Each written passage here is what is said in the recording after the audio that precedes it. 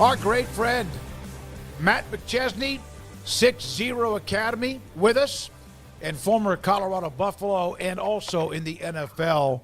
Man, you came on with us when all of this started happening about Colorado and the Big 12, that it became official, and you loved it. Your thoughts about where we are now and what Deion has done to now not only win, but they're winning, and they're winning in a way that a lot of people thought they couldn't. Well, thanks for having me back on. You guys rock. Look, I'm ecstatic.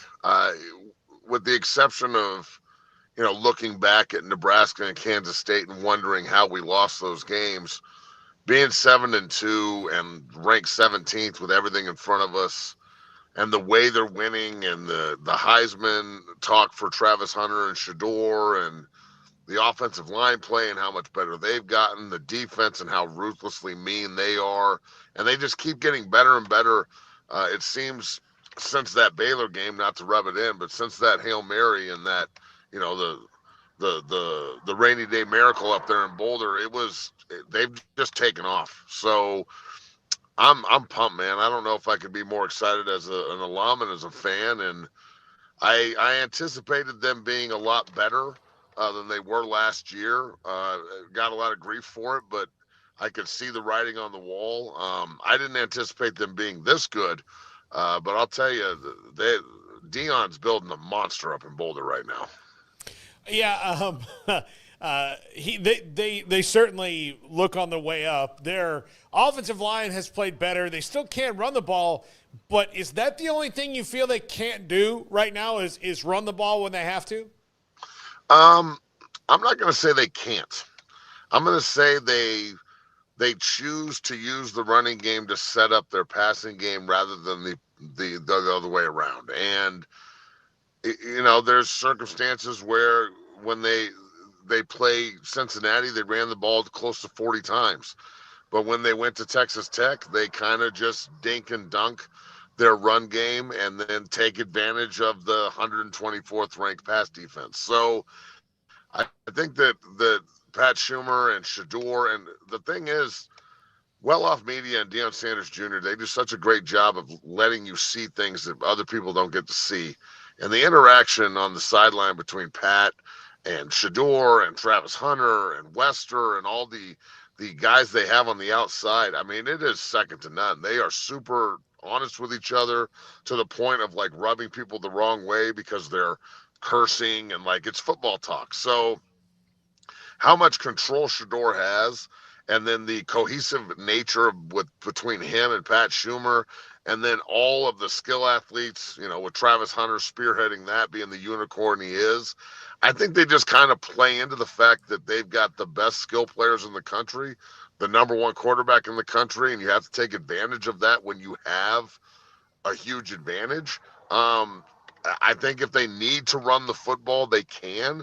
They've gotten a lot more creative with a lot of the tackle pulls and, trapping three techniques and getting more vertical in how they run. But it's not their strong suit. But again, I don't know if it necessarily needs to be the number one thing that they do. When you have that much of an advantage on damn near everyone you play, it may rear its head in the playoff or something like that when you play somebody that's equal athletically. But right now in the Big 12, there's just not anyone that's equal athletically in the defensive secondary against Colorado's offensive skill players. And it is a drastic fall off too. Like the receivers and the skill position players for Colorado are as elite as they get in college football. So I just think you got to pick your poison. If they want to run the ball, I guess they can, but it's not their strong suit, and honestly, it shouldn't be. Matt, the defense has been much better than I think anybody anticipated, and they are nasty, and they will get after you, and there's just an attitude about them. They're physical, but what has impressed you most about what Robert Livingston has done in his short time in Boulder? Well, not only Livingston, but, Coach Sapp and Coach Lewis. Yeah. I played with Coach Lewis in the NFL, and, I grew up idolizing Warren Sapp, playing three technique my whole life. So just to see the way that they've got that front cooking, and they are just rotating in defensive linemen, and they're all balling. I mean, the McNeil kid last week, number 88, in the first half of that game, he missed 3 blatant, like, pirate 3 technique TFLs. He's in the backfield and misses the play. And instead of, like, getting mad at him and benching him, they reassured him, and he ended up with, like, 9 tackles and 4 TFLs and 2 sacks and a forced fumble. So they're deep. They've got a lot of guys that they can rotate in. Arden Walker, who's a Cherry Creek product out here in Denver, went to Missouri originally. His dad, Art Walker, is one of the Houston connection back in the day, old Big 8 Buffs. And he is an absolute terror off the edge with 2 sacks last week. And they can just rotate in guys left and right, and they're fresh, and they're playing hard. You know, I always look at a good defense, and when they chase the ball on a screen, or when they chase the ball on a crossing route, do they keep the distribution in how they're aligned when they chase? And bad defenses chase behind each other, and they chase around each other, and they don't keep the framework of the defense, steady as they chase the ball. When CU moves right or left, forward or back, everybody keeps the same distance in between each other, keeping the levels of the defense consistent and allowing guys to make tons of plays. That's when you get linebackers dropping back off the line of scrimmage to pick off passes like they did last week. And I just think the defense is really the hidden gem of this. I know that Shador and Travis and the offense get all of the headlines, but defense wins championships. And I'm telling you, if they can figure out how to get through the next 3, and all 3 of these teams were picked at the top of the Big 12, and now they're at the bottom of it, but that doesn't mean they're bad. So the worst thing you can do is overlook them. I don't think BYU necessarily wants to see Colorado walk into Texas Stadium in Dallas ready to try and stop that. So I'm bullishly confident at the moment, to say the least. The interception was Hill Green, right, that had the pick where he looked like a bear standing next to some sort of the rapids and pulling out salmon or trout. That was such an athletic play, Matt. You mentioned McNeil. He was fantastic, but that was an amazing play by him, too. Yeah, and look, the law firm is what I call 41 and 20. All right, Hill Green and Bentley. And, that's what I call those two, is the law firm. They just they are just mean. And 41 is an old school linebacker. He's big, he's physical, he can get downhill in a hurry, and he's great at reading his run keys, and he's athletic enough to cover. And that's a hard find in college football. So I think that if you just look at the front 7, you're going to be like, wow, these guys are really good. And then you look at the back end, and they've just got draft picks everywhere. I mean, Travis Hunter is what he is. If he's not the top pick in the draft, it's because that team that's picking has a quarterback. But McKinley's a draft pick. The Hodge kid is a draft pick. Stoudemire's a draft pick. Shiloh's probably going to get drafted if he's had his ups and downs, but his last name is Sanders. The kid. God, what's his name? I can't remember his damn name. But the number 3, Hood, who just stepped in and balled at Arizona. And he's a really good looking player with 3 years left in front of him. So they, when Deion took over, he said he's building from the outside in because that's what he knows. And he got a lot of grief for that. That's not the way you're supposed to do it. But I think that first year he was trying to figure out, number 1, what he had, but number 2, what kind of big guys and what kind of, trench players he really wanted to find. And he found the coaches to go find the players, Lode Holt and Lewis and Coach Sapp and Coach Livingston, Lode Holt being the offensive line coach. The trench is the trench. They've really fortified this team, and built around Shador and Travis. And I've been saying this for a long time, but when Shador Sanders doesn't have to do everything, that man's going to be able to do anything. And right now, CU is humming. Matt, they had what appeared to be, I don't know if a culture problem, like a chemistry problem in the Nebraska game. Because when you mentioned it earlier, and you've been through this, sometimes a game will humble you, and it doesn't work out that way. It appears that post that Nebraska game, they as much as they have a lot of flash and a lot of Deion's personality, that they've turned that down just enough that they let the results speak before they maybe celebrate. Yeah, and I think it forced a lot of grit. Like, nothing more humbling than getting your ass kicked by your rival, and especially after dismantling them the year before that they did it, like we did in Folsom. So I was at that game. My son Nick was a recruit by Nebraska that day, and I was actually on the sideline. It was weird, but it was being in that atmosphere. I hadn't been back there in about 10 years and hadn't been on the sideline since '04 when we beat them for the North title, and it was insane. I mean, that place, it was Nebraska's Super Bowl, regardless of what any Husker fan says. And you've seen what happened to them since. Like, it's not the same team in both regards. So Nebraska, that was their day. CU, it was another day. And it was humbling for Colorado that day because everyone decided to throw in the towel and be like, oh, it's all a sham and they're soft and they can't run the ball and they can't do this, they can't do that. And Shador's not big time ready. And instead of harboring it and getting mad at each other, they came together and really looked at themselves and said, what do we need to do to make this successful, even if it's subtle? And they started making changes on the offensive line and scheme wise. And then they went out and started stacking wins. Kansas State hits. They go for negative 29 yards rushing. That's another humbling moment on national TV in a game you sort of won. So the two losses this year for CU, remember, they lost 6 games last year by 1 score. So all those games, that taught the guys that returned to this team what it takes to win close. Then you go out and lose 2 games you're not supposed to lose, and that just pissed this group off. And you can tell that they are the offense knows if they get a couple of scores up, the defense gets to feast, and the defense knows that, man, when the offense does what it does, which is every week now, we are going to be able to pass rush and play mean defense. So right now they're the aggressor on both sides of the ball, and that was forced. And usually that's the way it works. You take an L to somebody you're not supposed to lose to, or a rival, or however it comes about.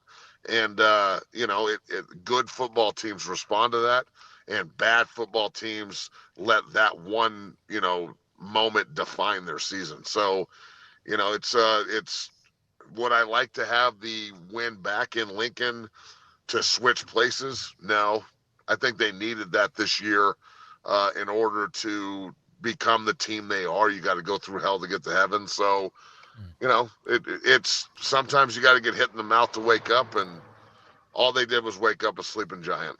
I can't believe you're going to let Nicholas commit to Nebraska. He's just a freshman, right? I mean, this is unbelievable. He's only a freshman. He's been to Utah, Nebraska now. He's going to see you again this week. So he's playing on an undefeated team out here in Denver at Mount Vista. And I'm in Carline trying to get my little one so we can go to practice. And, yeah, man, looking good. 6'3.5", about 260, 14, Jeez. Size 15 shoe, kind of mean. So I'm pretty proud of him. We got a lot of work to do, though, so he can't be patting himself on the back too fast. I like how you say kind of mean. Like, kind of mean. Like you want to keep it like where there's a meter on it, right? You're like, kind of down, kind of mean, like, yeah.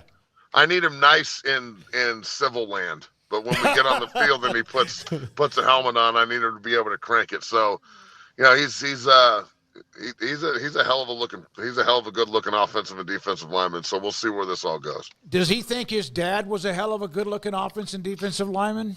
I mean, he's always telling me that he's better than me. So I'm like, you got to prove it. So yeah. So he wears 60, and he's gone and chased it the right way, and he's got a lot of really good examples other than me too. Like Brett Coolidge's in the program, the #1 offensive lineman in his class at IMG, and he's around all these guys getting offered day in and day out. We got 25 offers out this year at 6-0 Football Academy again. So he's been around it his whole life, and plus having me as a dad, it just kind of naturally gravitated. So I'm pretty excited for the young man. Last thing, we appreciate you doing that while you're also trying to do some dad duty. Yeah, man. Do you feel like that Deion has gotten either more involved or has just how would you describe him as a coach this year than even maybe 2 months ago? I would say that Coach Prime 100% walked in and put his foot down and said, "This is what has to happen. Like we have to be able to play defense. We have to be able to rush the passer. We have to be able to at least have a respectable running game that people have to have every now and then put an eighth guy in the box, making it almost impossible to cover our people outside." I think that Coach Prime, again, a learning experience last year. I think he put a little bit too much faith in both the coordinators and kind of played CEO. And this year, to a point, was doing that at the beginning. And then, again, Nebraska happened and it changed. And you could feel the change in the building. You could feel the change with the players. You could feel the change on the practice field. Another, like, well-off media again. And Bucky, Deion Sanders Jr. doing everything he does, giving you access to all that. Like, you can see the mannerism change. You can hear the tone change. And it worked because it sparked the leadership in his players. You guys know this. Any good team is usually ran by players, and the coaches just kind of sit there and try and keep everybody in line. So now the players are the main voice of change and purpose and being, the point of the spear. And, Coach Prime has got to step back and allow his guys to take over.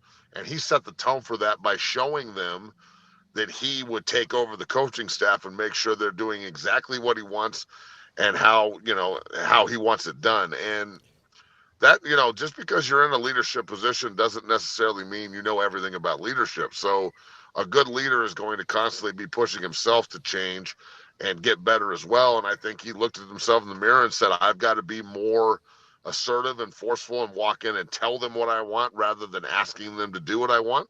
And when Coach Prime talks, people listen, and he's got that staff tuned up correctly from a recruiting standpoint, developmental standpoint, and everything they're doing.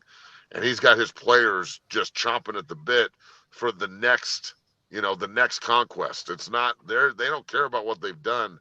It's all about the next thing. And that's scary when you're as talented as they are. So I tip my cap to Coach Prime, man. He's really evolved as a coach, and you can see it in every part of it, from recruiting to development to the game planning and everything else that's going on. Last thing, again, on him. He is for some, a polarizing figure, but he's going to get attention. And you have these yap shows, and we're a talk show, but hopefully not a yap show, where just because of how successful now he's been, then you start to have speculation. He seems to handle that pretty quickly and head on. Your thoughts about any speculation as a distraction? Look, he's always going to have speculation as a distraction. Always. He's Coach Prime. The Cowboys not being good this year. I said this. I mean, my guy that does all the social media for us, Bailey, on my show on 0 to 60 on Believe, go check it out on YouTube.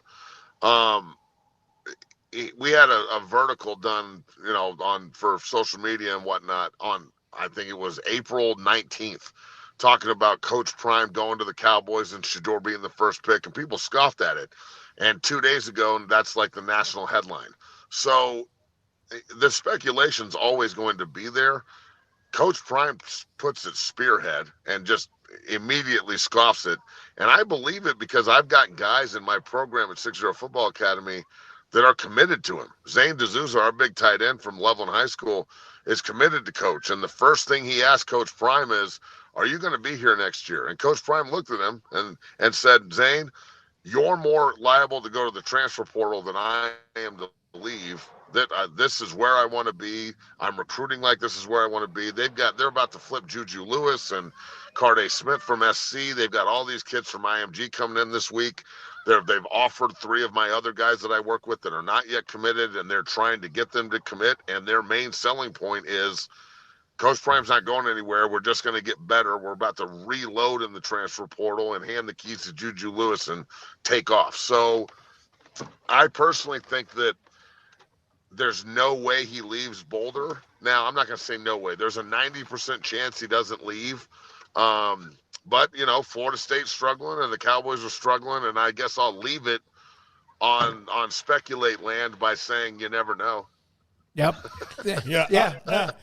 That's the best way to do it. You're right or Yeah. wrong. You know, yeah. Matt, here's what I'll tell you. Mike Norvell's not going anywhere this year. If there's a repeat of this year next year, I'm on Florida State's my alma mater. I have no doubt in my mind that they will at least try to go crawling back to Deion, who they told no before they hired Norvell. So Yeah, and that's the thing is, will Coach Prime want to go back, and is he happy with what he built? And look, I personally think this, and not just because I'm an alum.